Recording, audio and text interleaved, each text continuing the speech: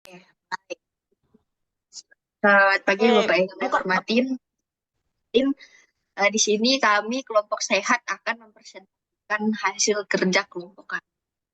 Anggota kelompok kami antara lain saya sendiri, Rene Jenny, Rilis Utari, Muhammad Ahmad, dan Reganita Janita. Jadi yang pertama itu latar belakang dari graf pertama kali itu dikenalkan pada tahun 1736 oleh seorang matematikawan Swiss bernama Leonhard Euler, di mana teori graf pertama muncul itu digunakan dalam penyelesaian jembatan Hilbert yang tidak bisa dipecahkan dengan menggunakan pendekatan matematika klasik. Dan teori graf ini sendiri kami gunakan algoritma genetika yang merupakan suatu urutan langkah-langkah untuk memecahkan masalah optimasi berdasarkan pada mekanisme seleksi alam dan genetika alam. Selanjutnya, perumusan masalah seperti berikut. Yang pertama itu rumusan apa itu teori graf dan apa saja jenisnya. Yang kedua itu manfaat mempelajari teori graf, dan yang ketiga itu apa dampak manfaat terhadap masyarakat. Selanjutnya, tujuan penelitian yang pertama itu pembaca dapat mengetahui apa yang dimaksud dengan teori graf. Yang kedua, pembaca dapat mengetahui apa yang dimaksud dengan aljabar boolean dua nilai. Dan yang ketiga, dapat mengetahui apa saja hukum dari teori graf. Dan yang keempat, dapat mengetahui apa yang dimaksud dengan fungsi aljabar boolean. Manfaat penulisannya sebagai berikut, yaitu dengan adanya penulisan makalah ini diharapkan kepada pembaca untuk dapat menambah wawasan, mendalami graf, dan mengetahui apa itu graf, serta mengerti cara penggunaan dan implementasi graf dalam kehidupan sehari-hari. Definisi graf G sama dengan V, E, yang dalam hal ini V sama dengan himpunan tidak kosong dari simpul-simpul vertices V1, V2, titik-titik sampai Vn. E sama dengan himpunan sisi edges yang menghubungkan sepasang simpul sama dengan E,1, E1, E2, selanjutnya. Jenis-jenis graf berdasarkan ada tidaknya gelang atau sisi ganda pada suatu graf. Maka graf digolongkan menjadi dua jenis. Satu, graf sederhana. Dua, graf tak sederhana. Berdasarkan orientasi arah pada sisi, maka secara umum graf dibedakan atas dua jenis. Graf tak berarah, dua, graf berarah.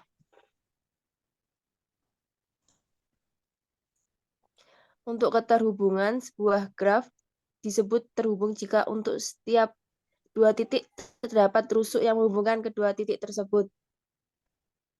Yaitu A, jalan, Wak dengan panjang K pada sebuah graf G adalah rangkaian terurut dari K rusuk pada graf G dengan bentuk UV, VW, WX, dan selanjutnya.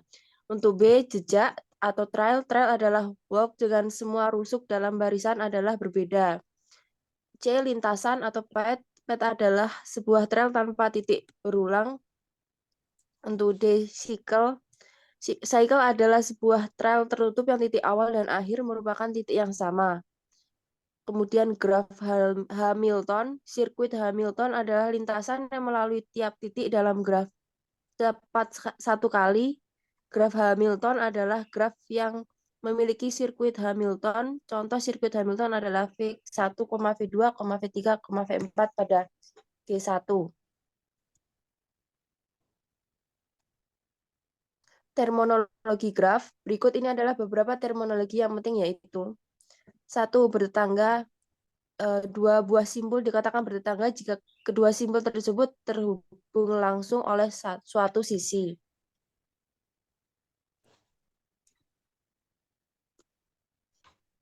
Yang kedua, bersisian. Suatu sisi E dikatakan bersisian dengan simpul V1 dan simpul V2 jika E menghubungkan kedua simpul tersebut. Dengan kata lain, E sama dengan V1, V2.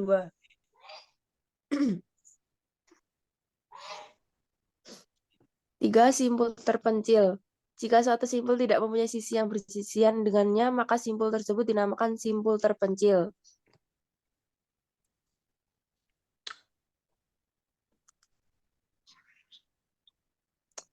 4. Derajat. Derajat suatu simpul merupakan jumlah sisi yang bersisian dengan simpul tersebut. Misalkan suatu simpul V mempunyai 3 posisi yang bersisian dengannya, maka dapat dikatakan simpul tersebut berderajat 3 atau dinotasikan oleh dV sama dengan 3.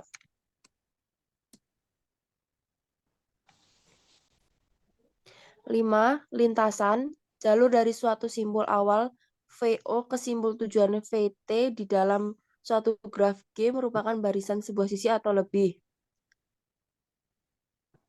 Pada suatu jalur tidak mengalami pengulangan sisi.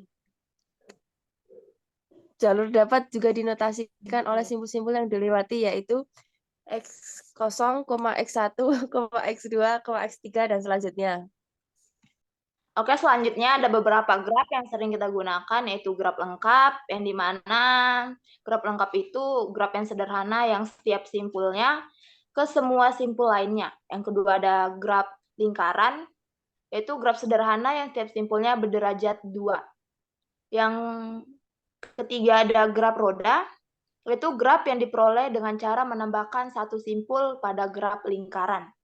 Yang keempat ada graf teratur, merupakan graf yang setiap simpulnya mempunyai derajat yang sama. Selanjutnya ada graf planal yang digunakan dalam gambar pada bidang datar dengan sisi-sisi yang tidak saling berpotongan dinamakan dengan graf planal.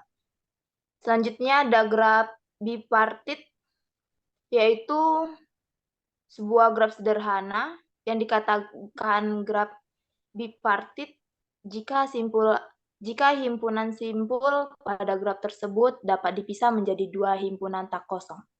Selanjutnya, graf berlabel adalah graf yang setiap sisinya diberi sebuah label atau bobot. Selanjutnya, pewarnaan graf. Apa sih pewarnaan graf?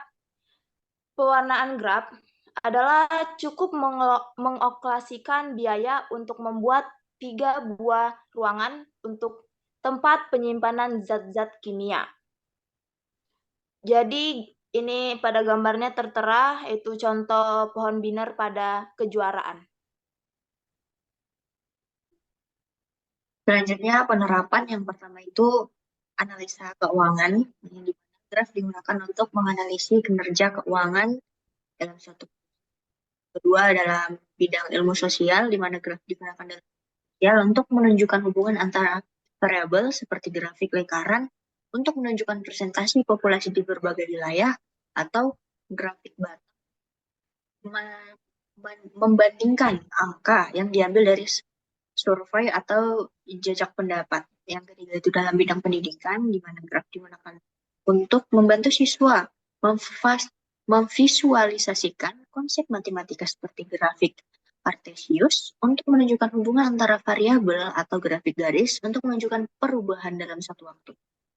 Yang keempat itu dalam bidang sains, yaitu sains untuk menunjukkan hasil eksperimen pada penelitian, seperti grafik titik untuk menunjukkan data statistik, dan grafik garis untuk menunjukkan tren waktu. Ya, kelima yaitu dalam bidang teknologi, graf digunakan dalam teknologi untuk menampilkan data dalam bentuk visual yang mudah dipahami, seperti peta panas, dan grafik torta untuk menunjukkan berapa banyak waktu yang dihabiskan pada aplikasi atau situs web tersebut. Baik, selanjutnya persoalan tukang pos Cina. Dikemukakan oleh Megan berasal dari Cina pada tahun 1962. Masalah yang dimukakan oleh Megan ini sebagai berikut. Seorang tukang pos akan mengantarkan surat ke alamat-alamat sepanjang jalan di suatu daerah. Bagaimana ia merencanakan rute perjalanannya supaya ia melewati jalan tepat sekali dan kembali lagi pada tempat awal keberangkatan. Cara mengatasi permasalahan yang ada di atas dengan menentukan sirkuit adalah dalam graf seperti pada gambar berikut. Baik, di sini saya akan menjelaskan tentang programnya, di mana tukang pos Cina itu menemukan jalan terpendeknya. Di sini terdapat variabel peta, di mana variabel peta ini ada data-data kota di Cina yang mana untuk kilometernya ini kami tidak tahu, jadi diisi asal aja. Kemudian di sini ada def cari jalan yang mempunyai parameter peta awal dan akhir, di mana ada variabel jalur dengan dictionary kosong, y dengan dictionary kosong, inf untuk jalurnya itu tak hingga, kemudian rute dengan list kosong. Kemudian di sini ada perulangan node in peta, jalur node sama dengan inf, jalur awal sama dengan kosong. Ini menginisialisasi jarak antara semua kota ke nilai tak terhingga. Kemudian di sini ada perulangan while peta sama dengan jarak terpendek sama dengan non. For node in peta, if jarak terpendek is non, jarak terpendek sama dengan node. Kemudian jika jalur node kurang dari jalur jarak terpendek sama dengan node, di mana ini melakukan perulangan melalui semua kota dan jarak. Jika jaraknya berubah, maka itu akan memperbaiki jarak jika ditemukan jalur lebih pendek. Kemudian di sini ada variabel opsi sebagai item dari data peta dan jarak yang terhubung dengan kota yang punya jarak terpendek. Kemudian di sini ada perulangan lagi. For I jarak in opsi, jika jarak plus jalur jarak terpendek kurang dari jalur I, maka jalur I sama dengan jarak plus jalur jarak terpendek. Dalam list I sama dengan jarak terpendek. Ini melakukan perulangan melalui item dari data peta dan jarak yang terhubung dengan kota yang memiliki jarak terpendek. Kemudian memperbaiki jarak jika ditemukan jalur yang lebih pendek. Kemudian di sini ada variabel posisi itu sama dengan akhir. Perulangan ini melakukan perulangan mundur dari kota tujuan ke kota awal. Kemudian menyimpan jalur terpendek melalui variabel rute.insert dengan parameter 0 sampai dengan awal. Untuk mengecek apakah kota tujuan terhubung dengan kota awal, ini menggunakan perkondisian. Jika jalur akhir tidak sama dengan INF, maka akan mencetak jalur terpendeknya adalah dengan variabel ini. Kemudian di sini untuk kilometernya, jika tidak maka tidak akan mencetaknya. Kemudian di sini variabel asal dan tujuan itu user diminta untuk menginputkan kota asalnya dan tujuan. Kemudian untuk mencetaknya di sini ada cari jalan dengan parameter peta asal tujuan. Oke, langsung saja kita running. Misalnya user meminta, perlu diingat untuk user hanya menginputkan di antara 10 kota ini saja. Misalnya user menginputkan kota Anyang dengan tujuan ke kota Jingmen. Maka akan jarak terpendeknya akan ditemukan yaitu 133 km. Untuk jaraknya itu untuk melalui kota mana saja dia akan dimulai dari kota Anyang, Xinxiang, Nanyang, Wuhan, lalu kemudian ke kota tujuannya Jingmen. Oke. Done. Baik, seperti yang tadi dijelaskan, program di atas mengimplementasikan algoritma Dijkstra untuk mencari jalur terpendek antara dua titik graf yang diberikan. Dalam kasus yang tadi dikemukakan, yaitu tukang pos yang ingin merencanakan rute perjalanannya untuk mengantarkan surat ke alamat-alamat sepanjang jalan di suatu daerah, program ini dapat membantu tukang pos dalam menemukan jalur terpendek yang melewati jalan-jalan dengan waktu tempuh tercepat. Pada program tersebut, graf dipresentasikan dalam bentuk dictionary yang menyimpan informasi tentang keterkaitan antar lokasi atau alamat beserta jaraknya. Algoritma Dijkstra kemudian diterapkan untuk mencari jalur terpendek dari titik awal atau tempat keberangkatan ke titik tujuan. Program ini juga mencetak jalur terpendek beserta jaraknya. Dalam konteks masalah tukang pos yang ingin kembali ke tempat awal keberangkatan setelah mengantarkan surat, Anda dapat memodifikasi program dengan menambahkan validasi bahwa titik tujuan harus sama dengan titik awal. Dengan demikian, program akan mencari jalur terpendek dari titik awal ke titik tujuan dan kemudian kembali ke titik awal dengan jalur terpendek yang sama. Kesimpulan yang kami dapat dari implementasi graf kali ini, yang pertama dengan menggunakan graf, dalam menyelesaikan permasalahan kita akan mendapatkan mempermudah dalam menyelesaikannya. Yang kedua, untuk menyelesaikan persoalan dengan menggunakan graf, mula-mula kita harus bisa memodelkan permasalahan dengan menggunakan graf, kemudian baru kita dapat mencari solusi dengan membaca persoalan dan menyelesaikan sifat-sifat dan teori mengenai graf. Yang terakhir, menggunakan dengan penggabungan kedua pendekatan ini, Anda dapat merancang representasi graf yang sesuai, mengimplementasikan operator genetika yang tepat, menentukan fungsi, tujuan, dan kriteria penulisan serta mengatur parameter genetika dengan bijaksana. Oke, selanjutnya juga ada saran yang kami dapat dari materi teograf kali ini. Yang pertama, menentukan bagaimana masalah Anda dapat direpresentasikan dengan bentuk graf. Yang kedua, tetapkan fungsi tujuan yang ingin Anda optimalisasikan.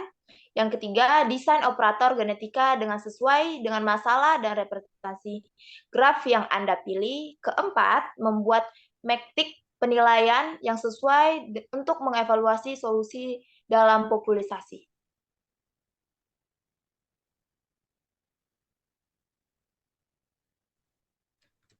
Selanjutnya, menentukan parameter genetika sesuai ukuran popularisasi, probabilitas crossover, probabilitas mutasi, dan jumlah generasi.